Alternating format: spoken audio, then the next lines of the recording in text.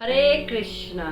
आज हम पाप मोचनी एकादशी के महात्म्य की चर्चा भविष्योत्तर पुराण से करेंगे। एक बार युधिष्ठिर महाराज परम भगवान श्री कृष्ण से कहते हैं कि मैंने आपसे फाल्गुन मास के शुक्ल पक्ष की एकादशी, जिसे आम्लका एकादशी कहते हैं, का महात्म्य आपसे सुना था।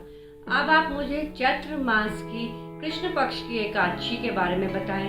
इसका क्या नाम है बताएं, इसको किस तरह से रखा जाता है और इस एकादशी को रखने का क्या फल प्राप्त होता है। तो भगवान श्री कृष्ण कहते हैं कि हे युधिष्ठिर महाराज, मैं प्रसन्नता पूर्वक सबके हित के लिए इस एकादशी, जिसे पाप मोचनी कहते हैं, के बारे में आपको बताऊंगा। लोमश ऋषि इस एकादशी के इतिहास की कथा इस प्रकार बताते हैं कि एक बार चित्रकेतु एक अप्सरा के साथ एक उपवन में जाते हैं, जहाँ बहुत ही सुंदर सुंदर फूल हैं और बहुत ही सुंदर उपवन है।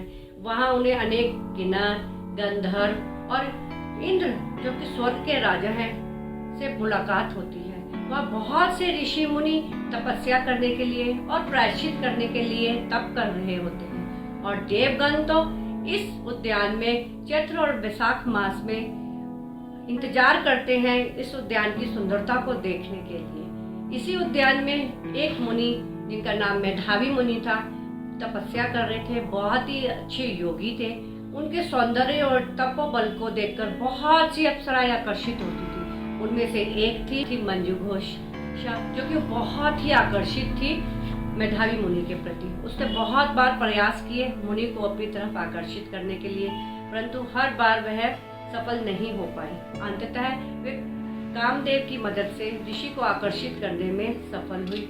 ऋषि उस पर मोहित हो गए और फिर वो कई सालों तक दोनों संग में रहे।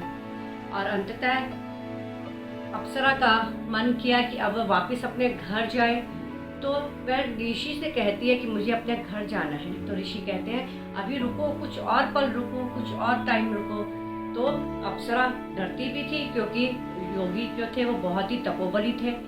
लेकिन फिर भी उसने कहा, अच्छा मुनिवर, आप सोचिए, आप विचार कीजिए कि हम दोनों ने कितने वर्ष इकट्ठे बिताए हैं। आप उन पलों को याद कीजिए। जब मुनि सोचने लगते हैं तो पता चलता है कि उन्होंने 57 वर्ष दोनों ने इकट्ठे बिता दिए।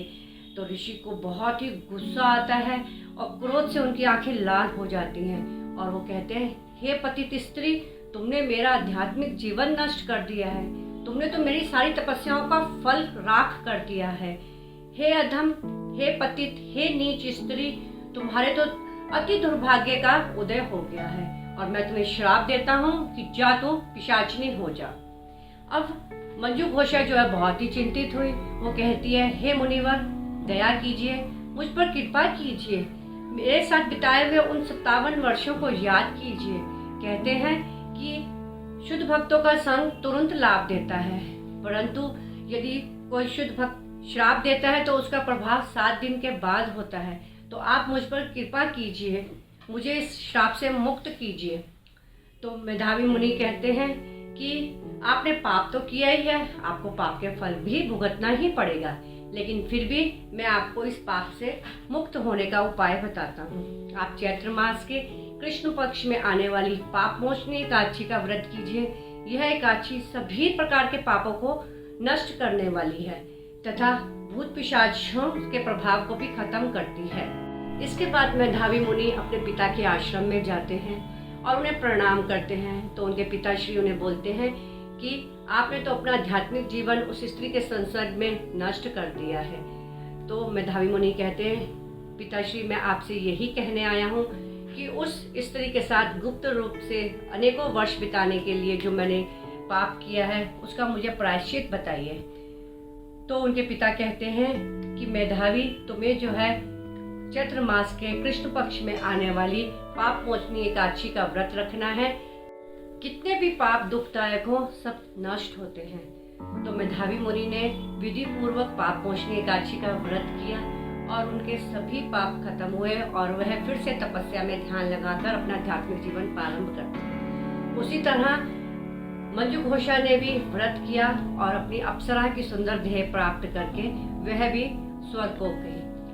तो लोमश ऋषि राजा मंधाता को कहते हैं कि पाप मोचनी एकादशी का महात्म्य जो भी श्रद्धा पूर्वक पठन और श्रवण करता है और व्रत रखता है उसके सभी पाप नष्ट हो जाते हैं।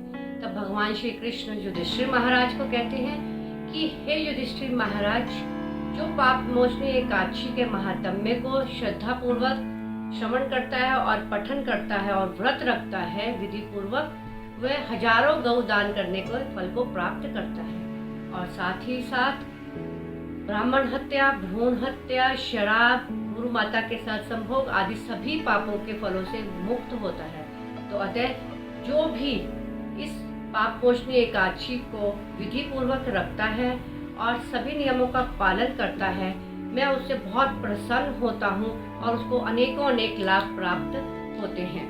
हरे कृष्णा।